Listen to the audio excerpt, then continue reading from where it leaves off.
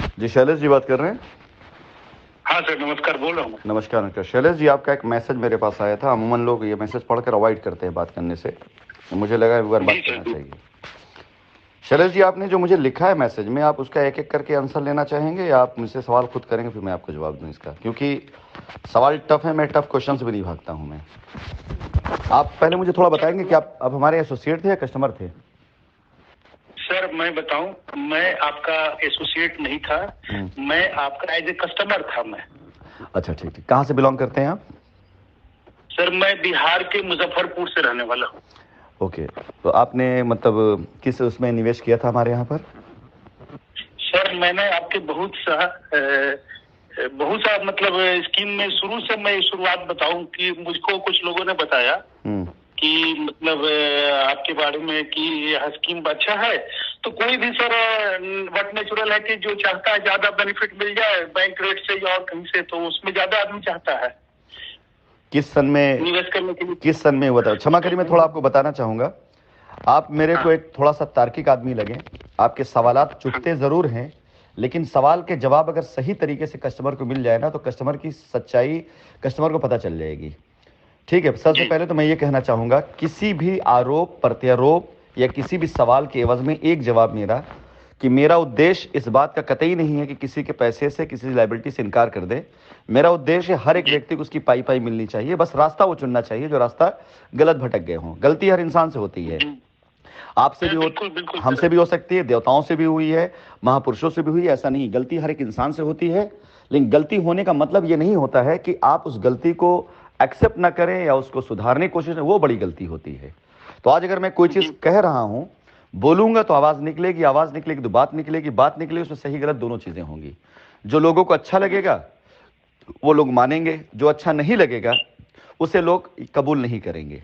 तो आपके सवाल बड़े तार्किक थे। अमूमन लोग ऐसे सवालों से भाग जाते हैं, लेकिन मैं आपके सवाल बिल्कुल का सर। बिल्कुल जवाब देना चाहता हूं। मुझे कुछ जी चीजों खाली आप जवाब दीजिएगा, ताकि जब मैं आपके सवाल का जवाब दूं तो मेरे मन में, मेरे दिमाग में आपकी इमेज उसी तरह से बनी रहे।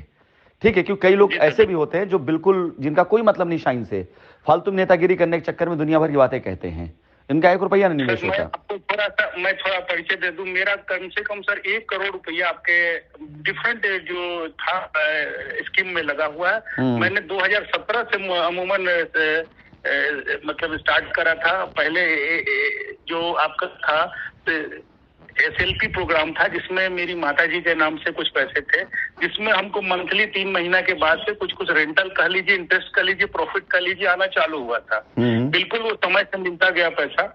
तो जब एक स्कीम में थोड़ा सा कॉन्फिडेंस आया तो मैंने आपका पोस्ट डेटेड जो मतलब एक TIP प्लान था सर, उसमें मैंने अपनी माताजी और अपनी मिसेस के नाम से इन्वेस्टमेंट किया।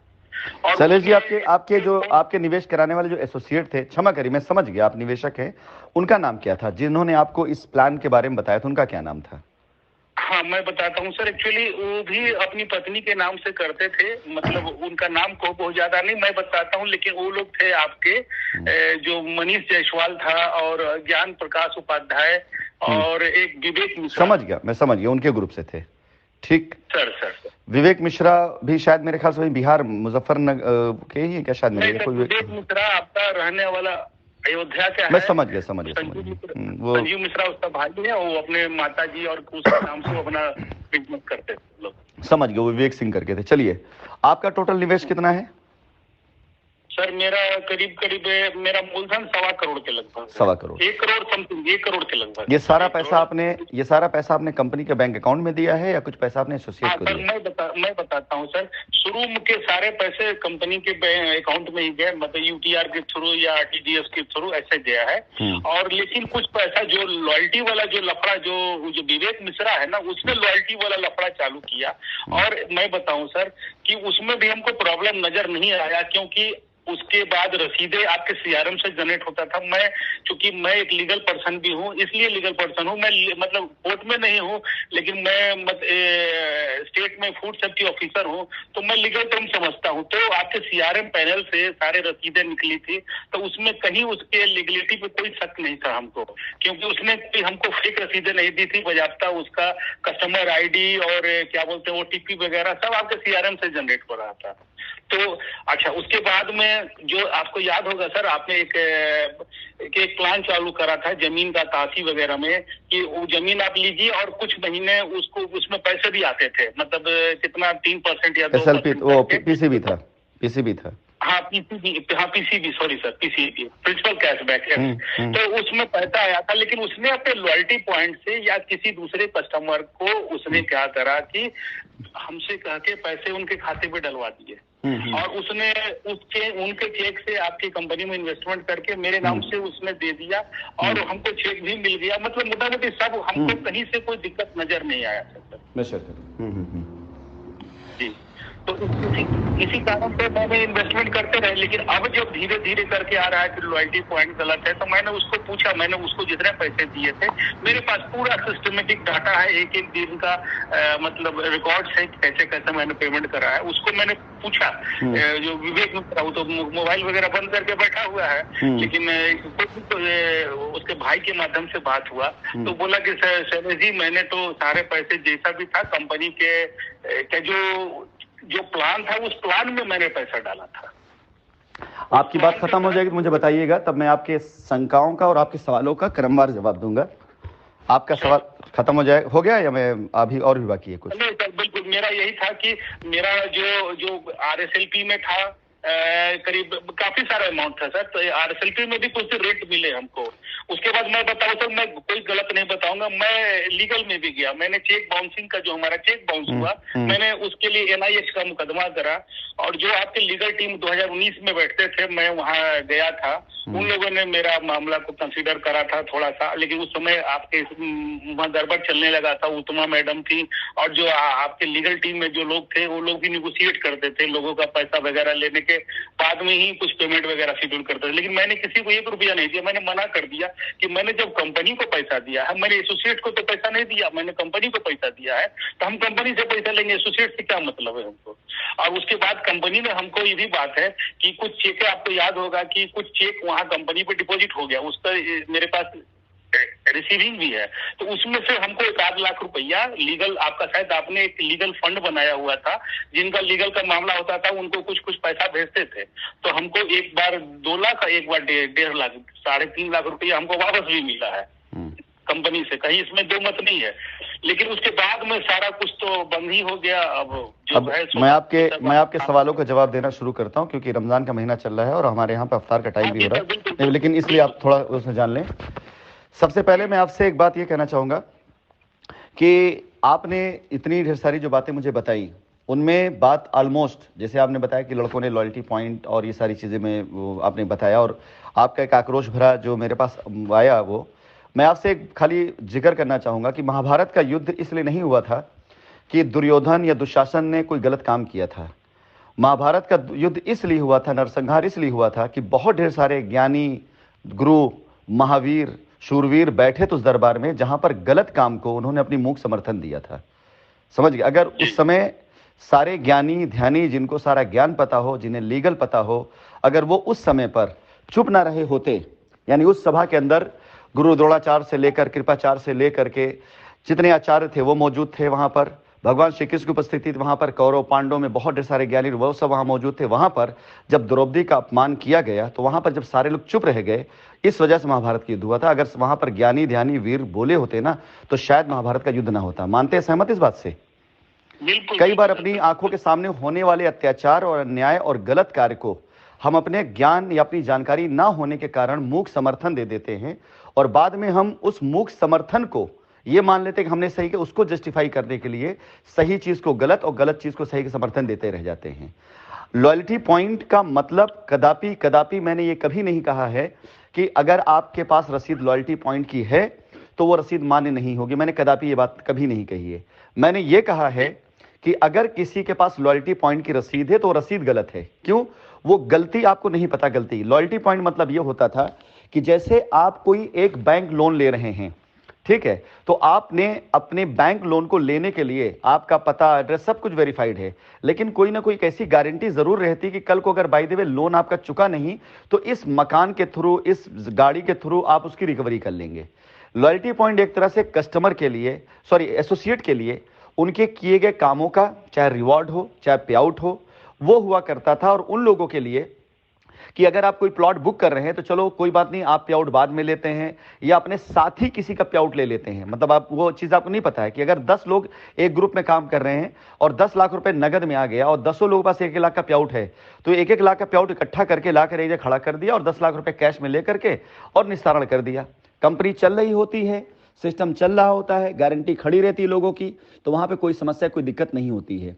लेकिन आज की तारीख में मेरा पहले एक सवाल है लीगल ही, कि किसी एक बंदे ने 10 लोगों का पे आउट इकट्ठा किया और आपसे 10 लाख रुपए ले करके आपसे आपके पैसे के बदले में, लॉयल्टी पॉइंट के बदले में आपको रसीद दे दी, और आज मेरा यह कहना है कि ये रसीद मान्य नहीं होगी। हो सकता है कि उन 10 में से किसी एक आध, हमारे एक रिकवरी भी चलती थी, शायद ये आपको ना बताया होगा लोगों ने, कि अगर किसी के नीचे कोई प्लॉट कैंसिल हो गया, कोई विवाद हो गया, तो उसके पे आउट पे रिकवरी लग जाती थी, और अगर उस व्यक्ति ने उतना काम करके फिर से नया नहीं दिया तो उस पे आउट से बुक कोई भी प्लॉट, ये सारे सब कैंसिल हो जाया करते थे। तो लॉयल्टी पॉइंट कभी इस नाम के लिए नहीं दिया गया था कि आप किसी बाहरी कस्टमर को इससे बुक करें, बल्कि इसलिए दिया गया था कि अगर आपकी कोई बुकिंग है, यानी आपका, मान लिया आपने प्लॉट खरीदा, अब आपको यह लगता है कि आपको इस प्लॉट की किस्त भरनी है, लेकिन आपने किसी दूसरे प्लान के अंदर इन्वेस्ट कर रखा है जहां से आपको आरओआई आती है, यानी आपको इनकम आती है, तो आप अपनी उस इनकम को अपने इस प्लॉट पे डाल सकते हैं। ये होता था लॉयल्टी पॉइंट। अगर आपने कोई एक प्लान इन्वेस्ट किया हुआ है, उसकी मैच्योरिटी हो गई और आपको नया कोई प्लॉट लेना है, आपको लगता है कि नया प्लॉट हमें लेना चाहिए और आपके पास उतने ही इक्वल पॉइंट मौजूद हैं जितने का वो प्लॉट आता है, तो आप उस सेटलमेंट वहां डाल सकते हैं। यहां ये होता है लॉयल्टी पॉइंट।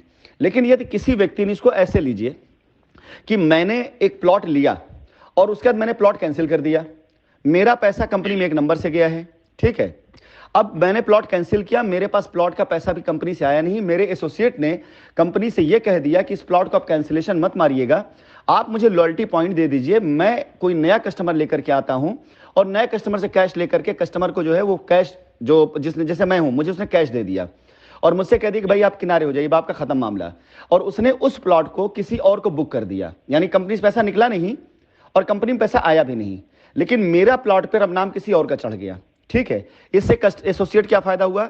एसोसिएट के पे आउट की रिकवरी नहीं लगी, उसने अपने पे आउट को रिकवरी ना कराने के लिए किसी दूसरे कस्टमर को पकड़ा और उस प्लॉट को उसने उठाकर उसको बेच दिया।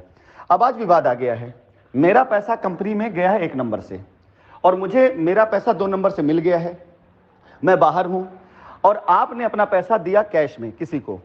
अब आज विवाद आ गया, कोर्ट से यह ऑर्डर आ जाता है कि जिसकी जिसकी जो लीगल लायबिलिटीज हैं आप उसको निपटा डालिए।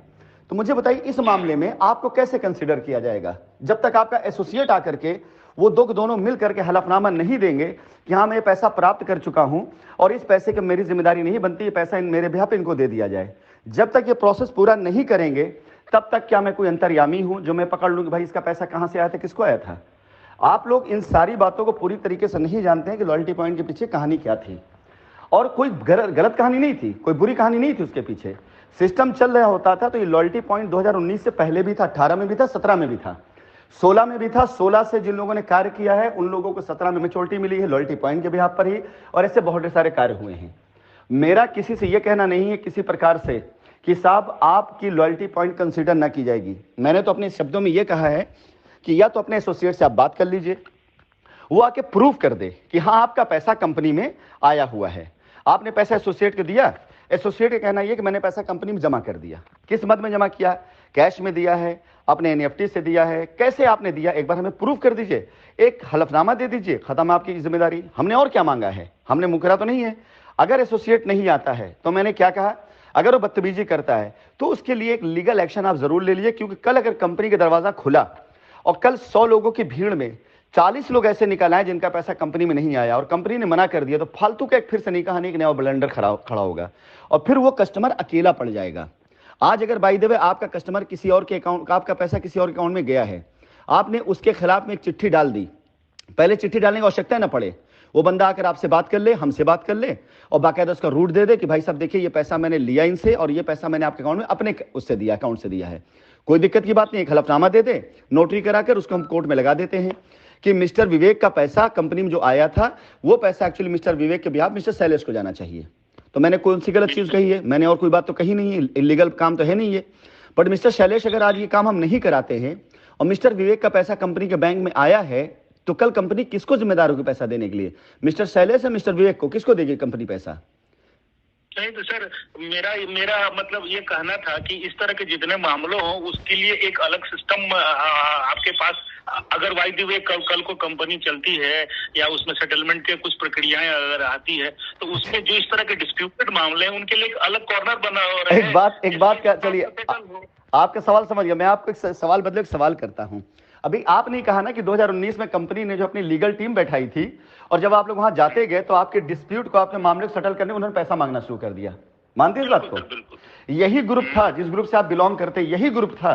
इस ग्रुप के लोग नीचे कस्टमर को भड़काते थे कि ये चल करके ऊपर उपद्रव करो, 10-15% लगेगा पैसा लेकिन आपका पैसा निकल आएगा। यही ग्रुप था, यही ग्रुप था जिसने हमारे स्टाफ को कमरे में लॉक कर दिया था।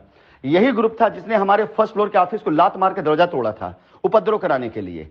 तो वहीं पे बैठती थी हमारी लीगल टीम, उनको भी सेट करते थे ये कि तुम क्यों फालतू में खलीफा बन रहे हो, 1 लाख रुपए का पेमेंट है, कंपनी दे देगी, 10,000 तुमको दे देंगे। अब मुझे एक बात बताइए, ऐसा डिस्प्यूटेड मामला अगर आज से मैं इसके ऊपर एक्शन लेना नहीं शुरूंगा, लीगली इसको कोर्ट के संज्ञान में नहीं लाऊंगा, तो आप इस बात की गारंटी दे सकते हैं कल मैं ऐसा कॉर्नर बनाऊं, लोग वहां पर खरीदना ले लोगों को?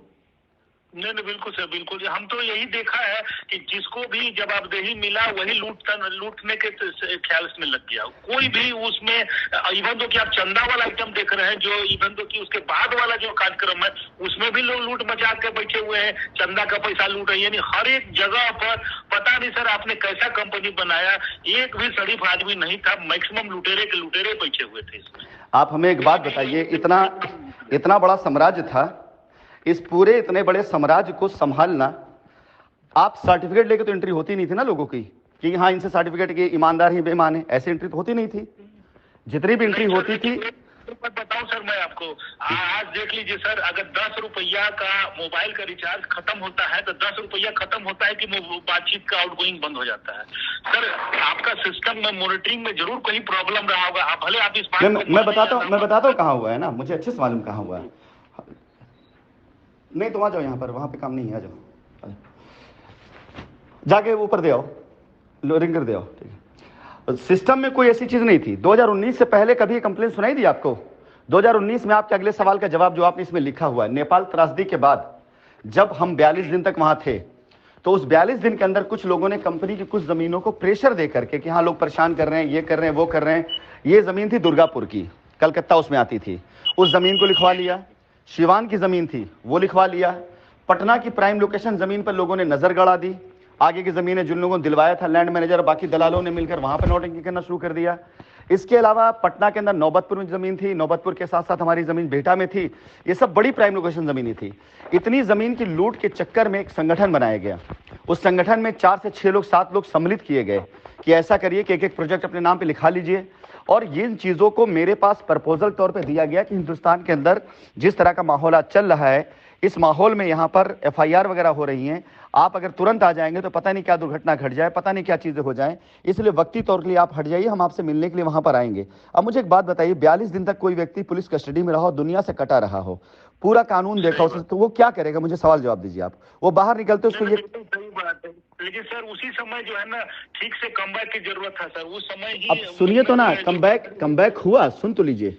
आपके सवालों का जो मैं जवाब इसलिए दे रहा हूं कि मैं चाहता हूं कि कोई मुझसे सवाल करे, ये मैं उसको इस चीज के जवाब देना चाहता हूं।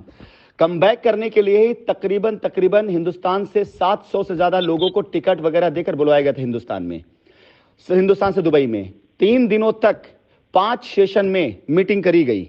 एसोसिएट भी थे, प्रेसिडेंट भी थे, कस्टमर भी थे, अलग अलग होटलों में लोगों से मिला गया। 700 लोगों का आने जाने का खर्चा उठाया गया।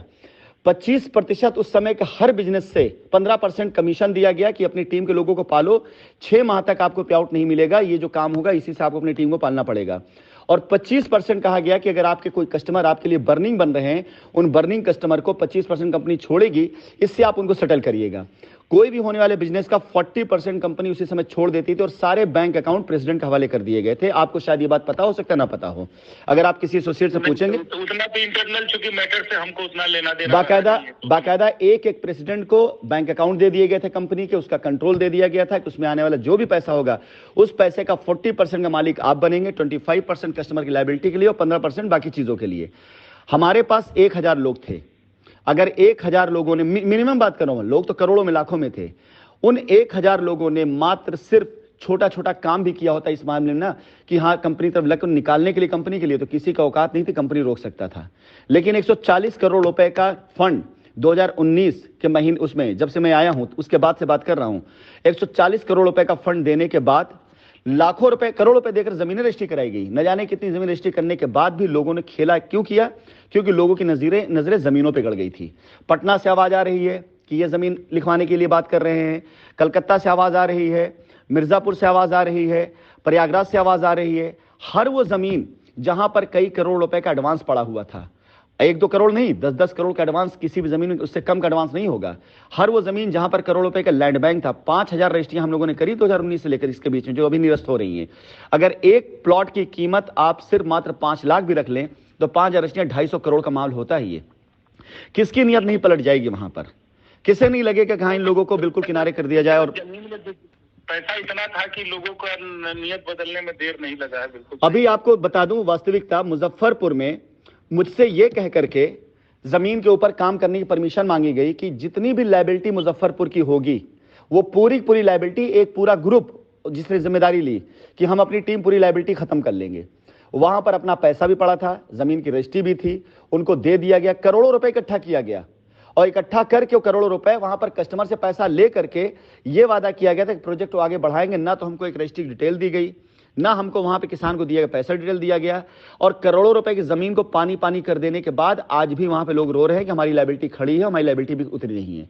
क्या खाली हो गया मुजफ्फरपुर? बिल्कुल नहीं खाली हुआ। नौबतपुर में आ जाइए, करोड़ों रुपए की जमीन रजिस्ट्री कर देने के बाद क्या पटना का एक क्षेत्र कोई खाली हो पाया? बिल्कुल खाली नहीं हो पाया। आप आइए राजगीर में, डॉक्टर अमिताभ साहब ने, वहां पर कोई डॉक्टर साहब थे जिनके जरिए वहां राजगीर का प्रोजेक्ट था, वहां पर कंपनी की तरफ से 3 करोड़ रुपए गए हुए थे। 3 करोड़ रुपए का पुरनोट उन्होंने अपने नाम पे लिखवा लिया और उनसे 1000 बीघे की जमीन मांगा उन्होंने कलकत्ता में, और ये कहा कि मैं पूरी पूरी लायबिलिटी खत्म कर दूंगा। मेरे साथ उन्होंने वीडियो बनाकर ग्रुप पे पोस्ट किया। क्या डॉक्टर अमिताभ के ग्रुप से 10 आदमी आकर कहने तैयार है कि हाँ मेरी लायबिलिटी खत्म हो गई? यही आप जिस ग्रुप से बिलोंग करते हैं, इस ग्रुप में मैं नाम नहीं लूंगा, न जाने कितने ऐसे लड़के हैं जिनकी लायबिलिटी उतारने के नाम पर मैंने खुद सहयोग किया है। मैंने फ्लैट लिख दिए, मकान थे हमारे वो लिख दिए। लखनऊ के अंदर तकरीबन 15 से 20 फ्लैट थे जिन फ्लैटों को उनके नाम लिख दिया गया है। क्या उनमें से कोई एक आदमी आकर कहने को तैयार है कि हाँ मेरी लायबिलिटी उतर गई है? प्रयागराज ले लीजिए, 5000 रजिस्ट्रियां कराई कंपनी ने। 5000 छोड़िए, 500 लोग क्या आकर के ये कहने के लिए तैयार अगर हो जाते मैदान में कि कंपनी मेरी लायबिलिटी उतार रही है, तो ये नौबत नहीं आती। एक अकेला आदमी कहां तक संभालेगा? आखिर सर, तो जो इतना प्लॉट लोगों के नाम से रजिस्ट्रियां होती गई, तो आखिर वो पैसा गया कहां पर? अब उस पर आ जाते हैं, पैसा जनरेट होना चाहिए था। अब उस पर हम आ जाते हैं, उस पर आ जाते हैं। मुजफ्फरपुर में पावर दिया गया रजिस्ट्री कराने के लिए, एक 4 आना कंपनी नहीं जानती है। अब जिस आदमी ने वहां पर पैसा डाला, सारा रिकॉर्ड उस आदमी के पास में है। लास्ट जब मेरी बात हुई तो बोले कि पैसा हमने लैंड मैनेजर दिया, उसने पैसा मार लिया है। इसके अलावा कानपुर हुआ, प्रयागराज हुआ, लखनऊ हुआ, यहां पर जितनी भी रजिस्ट्रियां लोग कराते गए, एक भी कंपनी की लायबिलिटी उन्होंने सामने नहीं रखी कि लायबिलिटी कंपनी की हमने इतनी उतारी और हमने ये बयान करा करके कोर्ट में डलवा दिया और ये केस खत्म करा दिया। लोगों ने वहां पैसे, मैक्सिमम उनकी नजर कमीशनों पर रही। कमीशन के बाद जो पैसा बचा है उसका पूरा बाइफर्केशन कंपनी ने पहले भी दिया था, किसानों को देकर आज भी किसानों पास एडवांस पड़े हुए हैं। पैसा कोई भी कंपनी इसका, क्यों? कंपनी बैंक अकाउंट सीज थे, कंपनी कहां पैसा लेगी? जो पैसा लेते थे वहां खड़े दलाल लेते थे, वहां खड़े मैनेजर लेते थे, वहां खड़े प्रेसिडेंट लेते थे, वहां खड़े एसोसिएट लेते थे। कंपनी कौन सा बैंक अकाउंट था जिसमें लोग पैसा देते थे? अब उन्होंने लिया आपसे 1 लाख रुपए, कंपनी को बताया लोगों को 60,000 रुपए, तो कंपनी की मजबूरी उस 60,000 रुपए यकीन करने की। बहुत सी चीजें ऐसी है कि जिसको हम आज की तारीख में साबित करना चाहते हैं, लेकिन अब कोर्ट के द्वारा ही साबित होगा। कोर्ट में तो जो भी मामला है लीगल्स में ही है। एक्चुअली सर मैं अपना पर्सनल बताऊं, मैंने भी सर FIR अपने पर्सनल के, ना मैं किसी ग्रुप में हूं सर, ना मैं कहीं भी हूं। मैंने अपने पर्सनल लेवल पर 2020 में एक FIR करा था सर। वो FIR नंबर 150 में क्लब है वो, और मैंने उसके बाद में हाई कोर्ट में रिट भी डाला कि हमारे FIR को सेपरेट करके मेरा सेपरेट इंक्वायरी करा जाए, यही है। और NI एक्ट के जो मेरे पास चेक थे सर, उसके उनके मुकदमे मैंने मुजफ्फरपुर में डाला है, जिसमें कोर्ट में संज्ञान वगैरह भी हुआ, जो ऑलरेडी मतलब ड्यू टू फंड के कारण जो बाउंस हुआ था वो सब मामला। मेरे भाई, अगर आज सारे लोग खाली यही रिट डाल देना कि हाँ कंपनी अगर देना चाहती है तो कंपनी के साथ हम समझौते तैयार हैं, तो आपका पैसा आपको बड़े आराम से मिल जाएगा। कंपनी जिस दिन खुल जाती है उस दिन आप यकीन जानिए, सबसे पहले तो न जाने कितने लोग कंपनी के सामने आकर के सामना नहीं कर पाएंगे, और न जाने कितनी जमीनें कंपनी का भी निकल करके आ रही हैं, कंपनी के हाथ में आएंगी। हजारों करोड़ रुपए का एडवांस पड़ा हुआ है। ये सारी चीजें भी हमारी, जिसको हमें कवर करना है। अगर हम इसको आज आप लोग के सहयोग से निकाल ले गए तो सवाल नहीं पैदा होता कंपनी को रोक पाए, सवाल नहीं पैदा होता कि कस्टमर लायबिलिटी उतरने से रह जाए। और जानते हैं सर, आपने इतना सवाल का जवाब दिया सर, एक सवाल मैं थोड़ा सा अगर वो पुराना माने तो पूछता हूँ सर। पूछिए पूछिए। एलटीएल में भी मैंने लगाया था सर, एलटीएल में तो कोई प्रॉब्लम नहीं था सर। भाई, तो आपका ए से लेकर आपके द्वारा आ रहा हूं मैं उस पर भी आ रहा हूं, ए से लेके जेड तक। वही एलटीएल के दौर में मैं आपको याद दिलाना चाहूंगा, कंपनी में पैसा बांटा जा रहा था, लोगों की लायबिलिटी उतारी जा रही थी। उसी दौर में लोग आकर ऑफिस से तोड़फोड़ कर रहे थे, उसी दौर में लोग आकर ऑफिस से उपद्रव कर रहे थे। अगर हमारा ऑफिस का स्टाफ ऑफिस बैठता था, ऑफिस खुला था, ऑफिस स्टाफ को आकर पुलिस अरेस्ट करके ले आती उत्तमा को, तो मुझे बताइए कि कौन सा स्टाफ ऑफिस से बैठेगा उसके बाद? नहीं, वो तो गलत हुआ था। तो जब मुझे बताइए कि कोई कम्युनिकेशन ही खत्म हो गया कंपनी के साथ, कस्टमर का कुछ कोई अदायगी करने के लिए कंपनी खुला रहना जरूरी था ना।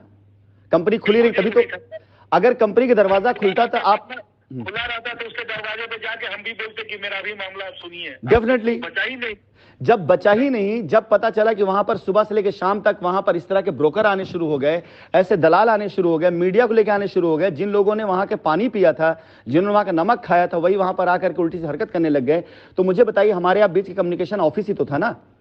ऑफिस अगर रहता तो आज एलटीएल के बाद पता नहीं कितनी चीजें और हो सकती थी। हम तो उस समय बंद तो नहीं किए थे, और पैसे बांटे जा रहे थे। काउंटर, आप याद होगा, आप तो खुद गवाह इस बात के कि वकील वहां बैठते थे, लीगल। मैं गवाह हूं, मुझको मिला भी है सर। मैं तो क्यों, तो आप बताइए, तो आरोप क्यों है? इतने उपद्रव के बाद भी हम वहां टीम बैठाते थे। मुझे एक बात आप बता दीजिए, कौन सी टीम बैठेगी इसके बाद? कौन स्टाफ वहां खड़ा होगा अगर इस तरह का एक्शन होगा? मुझे बताइए, आप इसका जवाब दीजिए आप मुझे। बिल्कुल तो खैर गलत ही हुआ था, बिल्कुल। इतने सारे लोगों के वेस्टेड इंटरेस्ट थे ना कि उसमें तो ये सब मामला हुआ है, इसमें कहीं कोई दो मत वाली बात नहीं। जो होता मैं सह लेता, होता सह लिया जाता। सर आपके एजेंट और वो लोग तो जो करना था अपना, जो भी निकालना था निकाल लिए, जो भी एसोसिएट और बीडीएम और क्या क्या जो लोग थे, हमारे तरह जो जिनका कोई वो नहीं था, वो लोग मतलब बुरी तरह से मारे गए। चलिए कोई नहीं, आपसे फिर बातचीत होगी। आपसे बात करके अच्छा लगा। आप पहले बताएं, जो आपने मुझे प्रश्न लिख के भेजे थे, उसके जवाब आपको संतुष्टि पूर्वक मिले कि नहीं मिले? बिल्कुल सर, बिल्कुल। मैं पूरी तरह से संतुष्ट हूँ और उम्मीद करता हूँ कि सर आपके साथ अच्छा हो और हम लोग के साथ भी बढ़िया हो, यही ईश्वर से कामना है। बहुत बहुत धन्यवाद। आप अपने एफआईआर कॉपी मुझे खाली भेज दीजिए, एक बार मैं देख लूं क्या लिखा है उसके अंदर। मैं आपको बेटर राय दे सकूंगा कि जिससे आपकी liability as soon as possible खत्म कर दी जाए, क्योंकि ये आप भी जानते हैं, अगर लीगल उसे हैं, जो पैसा आपने कंपनी में दिया, अगर वो मामला न्यायालय में गया, आप न जाने कितने एनसीएलटी के केस आपने देखे होंगे। एनसीएलटी से कोई कंपनी उसको मिलता है, राहत मिलता है, तो मिलता सिर्फ वही जो अपने पैसे को प्रूव कर पाता है। कोर्ट क्या, कोर्ट जजमेंट दे देगी कि ठीक है, जितनी भी आपकी लीगल लायबिलिटी है आप उसको सेटल कर दीजिए। अब एक बात बताइए, अनडिक्लेयर फंड जो पैसा कंपनी में आया नहीं, अगर वो आए, हम उनको पैसा देने लग जाए, तो ऐसे तो अपने हजारों रिश्तेदार खड़ा कर दूंगा, मैं दोस्त खड़ा कर दूंगा, बोलूंगा कस्टमर बन करके आ जाना, फिर दिखाऊं साहब हम तो डिफॉल्टर हो गए, असली आदमी मारा जाएगा। इसमें यही है ना कि सर कि हमारे पास जो रसीदें आई थी वो बाज़ाब्ता कंपनी के आप पैनल से निकली, एक्सेप्टेड, मालूम, एक बिल्कुल मंजूर है, उसके तरीके भी लीगल मेरे पास है। हम ये कहां इनकार कर रहे हैं, हम ये कह रहे हैं ना कि वो रूट तो दीजिए ना मेरे को, वो रूट तो मुझे दीजिए ना आप ला करके। आप मुझे एक बात, इन्वेस्टमेंट का रूट आपको क्लियर होना चाहिए, बिल्कुल कंपनी को क्लियर होना चाहिए, क्लियर होना चाहिए ना कि रूट तो दीजिए। मैं आपसे कह रहा, आप पास रसीद ले खड़े रहेंगे, आप रसीद, आप पास लॉयल्टी पॉइंट लिखा है, लेकिन किसी और व्यक्ति ने कंपनी अकाउंट में पैसा दिया, कल वो पहुंच जाए अपनी स्लिप लेकर और बोले जी ये पैसा मेरा है, तब क्या करेंगे आप? नहीं बिल्कुल, वो तो क्लियर होना चाहिए। वो तो हम तो रूट ही तो मांग रहे हैं ना हम। नहीं बिल्कुल, वो तो रूट आपका मानना बिल्कुल सही है। वो तो इंटरनल एडजस्टमेंट के थ्रू अगर वो निकली है रसीदें तो उनको तो एडजस्टमेंट तो उसको आपको स्टेबल करना पड़ेगा ना कि भाई देखिए ये हमारा क्लेम खड़ा होता है, आप बैठ के साथ में। अभी क्या लोग क्या चाहते हैं, कंपनी सारी जिम्मेदारी ले ले, उनको फ्री कर दे। नहीं, उसका क्लियर होना चाहिए। जो एजेंट जिन लोगों ने करा उनको सामने आके बताना होगा कि भाई ये पैसा आखिर उनके पास रॉयल्टी पॉइंट का किस आधार पे था। लड़ाई यही तो है, कंपनी बदनाम इसलिए किया गया था कि करोड़ों रुपए लोग लेकर के बैठे हुए हैं, अगर राशिद नसीम आ जाएंगे, रूट देना पड़ जाएगा, तो पैसा भी निकालना पड़ जाएगा ना। हाँ बिल्कुल बिल्कुल, तो लड़ाई यही तो है ना, बदनामी इसलिए की जा रही है ना। बिल्कुल सर, बिल्कुल। कोई जन्म लेकर के, कोई जन्म से बेईमान नहीं होता है, उसके पास अगर वजह मजबूत होती तब वो बेईमान होता है। जब तक किसी के सामने वजह मजबूत ना है बेईमान होने की, तब तक बंदा बेईमान नहीं होता है। मेरी हजारों करोड़ रुपए से ऊपर की प्रॉपर्टी हिंदुस्तान के अंदर पड़ी हुई है। 100-200 करोड़ का मामला है, अगर सब निपटा भी दूंगा ना तो भी कई हजार करोड़ रुपए का माल मेरा हिंदुस्तान में खड़ा हुआ है। मेरे पास बेईमान होने की वजह नहीं है। लेकिन जिसकी औकात 1 लाख रुपए की नहीं थी, अगर उसके हाथ में 10 लाख रुपए आ गया और उसे लगा कि 10 लाख रुपए देना पड़ेगा,